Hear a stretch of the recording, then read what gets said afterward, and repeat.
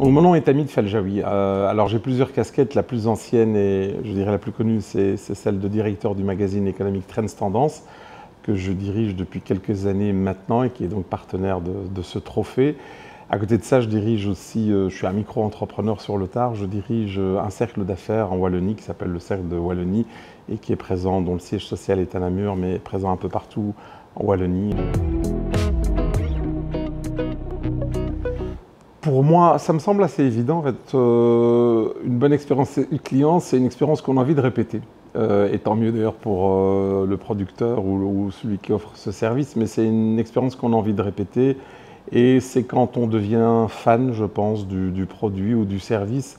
Et moi, je pense que ça, c'est vraiment une expérience client qui est réussie. Voilà.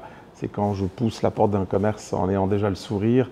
En tout cas, moi, je dois l'avoir, mais en général, je pense qu'il faudrait surtout que la personne en face l'ait. Il paraît qu'il y a un proverbe chinois qui dit qu'on ne doit pas ouvrir commerce si on n'a pas le sourire, et c'est peut-être l'occasion de le rappeler d'ailleurs à ceux qui participent à ce trophée, que c'est important, que c'est peut-être une des premières qualités à avoir quand on est indépendant. Pour le reste, c'est vrai que l'expérience client, elle est très importante. Moi, je la vis tous les jours. Je la vis à travers le magazine que je dirige, qui est un magazine économique. Alors, c'est vrai, on travaille par abonnement. C'est vrai, on peut compter sur l'inertie des gens parce qu'il y a une domiciliation bancaire à la clé, etc. Mais finalement, la plus belle récompense, c'est quand les gens se réabonnent.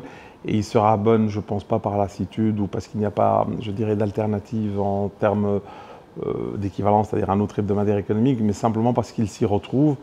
Et je pense que l'expérience client qu'on leur offre, c'est de ne pas simplement arriver dans leur boîte aux lettres, puisqu'on a 90% d'abonnés avec des infos économiques, mais leur donner plus que des infos. Les infos, aujourd'hui, elles peuvent vibrer dans votre poche à travers votre smartphone. Je pense qu'on doit aller au-delà et leur offrir de la valeur ajoutée, c'est-à-dire un décryptage de l'actualité économique. Et donc ça, pour nous, notre expérience client, c'est ça. Ce n'est pas simplement l'info brute. L'info brute, ils peuvent la trouver partout. C'est leur dire, voilà, il s'est passé ça, et nous allons vous faire un commentaire, j'espère intelligent, qui vous permettra de mieux naviguer dans la vie, d'avoir une, comment dirais-je, oui, de comprendre en fait les enjeux, les conséquences de tel ou tel événement.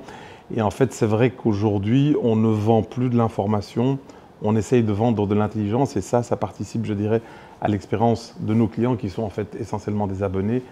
Alors on a des lecteurs en kiosque, mais on essaye de les convaincre de ne plus continuer à passer leur temps en kiosque, mais de directement s'abonner à nous. Voilà.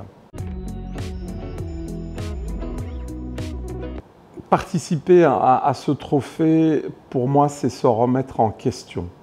Et se remettre en question, c'est toujours bon. Est-ce que j'ai le bon produit? Est-ce que j'ai le bon service? Est-ce que je le présente? Est-ce qu'il de la bonne manière? Est-ce qu'il a les qualités qui répondent aux exigences actuelles du marché?